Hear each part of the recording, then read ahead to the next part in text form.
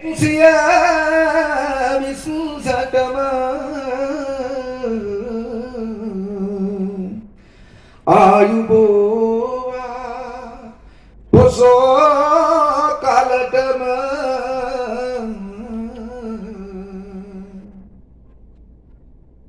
මේක අප පවතින තුරා කිසියක ලං නොවන්න ඒක අප සංසාරේ පුරා නිරෝගී සම්පත් ලබන්න නාථ දෙවිඳු අනුහසයෙන් ධර්මදේශය වැඩෙන්න සියලු අසප දොස්තැන් දුරු කර ඔබ හට සෙත දෙවන්න